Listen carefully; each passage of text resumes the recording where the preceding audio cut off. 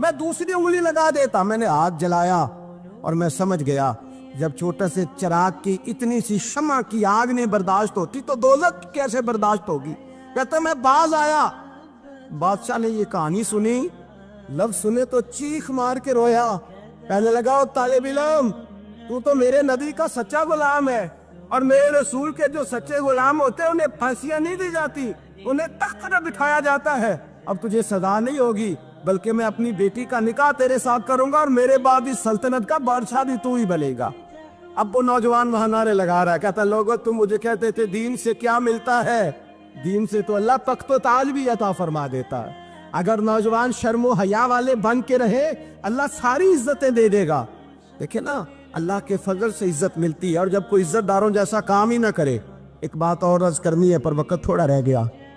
جوانوں, میں نا جب کبھی پریشان ہوتا ہوں نا تو میں یہ والی بات کھول کے پڑھتا ہوں. والا یہ بات ڈھارس بناتی ہے, ڈھارس توانائی دیتی ہے, پورا مضمون باندھا ہے.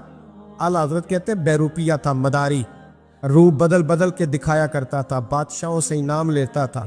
ایک دن اورنگزیب عالمگیر کے پاس آ گیا, کہنے لگا میں روپ بدلوں گا, اگر آپ پہچان نہ سکے تو میں انعام لوں گا.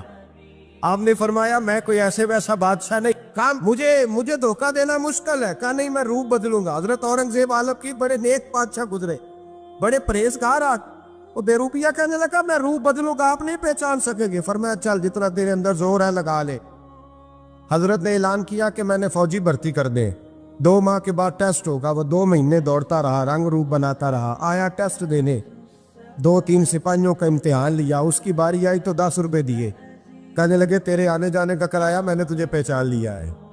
کچھ دنوں کے بعد جانے لگے سفر پر تو بھکاری آ گئے خیرات مانگنے. اس نے بھی سارے منہ پر سیاہی مال لی, کپڑے پھاڑ لیے, سر کے بال مڈا لیے, پگے تک کٹا لی, بدرنگ ہو کے آیا.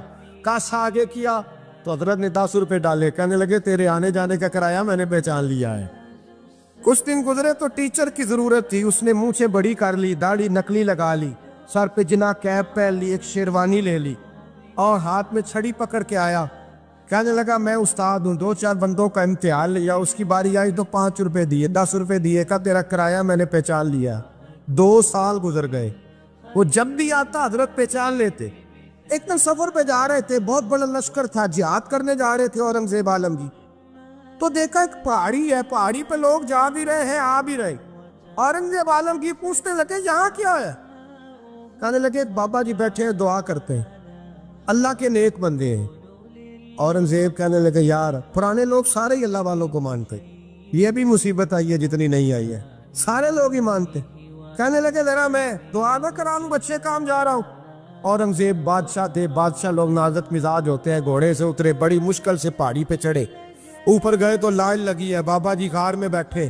کہنے لگے میں نے ملنا, میں اورنگزیب ہوں. انہوں نے کہا ہمارا بابا اس طرح کا پیر نہیں کہ امیر آئے تو رنگ اور ہو, غریب آئے تو اور ہو. یہاں اگر ملنا ہے تو لائن میں لگ جاؤ, سب ایک جیسے. اب لائن میں کھڑے ہو گئے, 50 آدمی آگے تھے. کہتے 51واں نمبر تھا. تھک گیا دھوپ میں کھڑا کھڑا. جب میں پہنچا غار کے دہانے تو میں نے بابا جی کے چہرے پہ نظر ڈالی تو بڑا نورانی چہرہ, بڑی خوبصورت لب و لہجہ. میں نے کہا میرے جیسا آدمی بھی پگڑی باندھ لے تو اچھا لگنے لگ جاتا ہے, بڑا خوبصورت انداز. کہتے ہیں میں ان کے پاس اتحیات کی حالت میں بیٹھ گیا. میں نے کہا حضور میں جا رہا ہوں جہاد کرنے, دعا کرنا. بزرگوں نے ہاتھ اٹھائے, اللہ اس کی مدد فرما, دین کو غلبہ عطا فرما.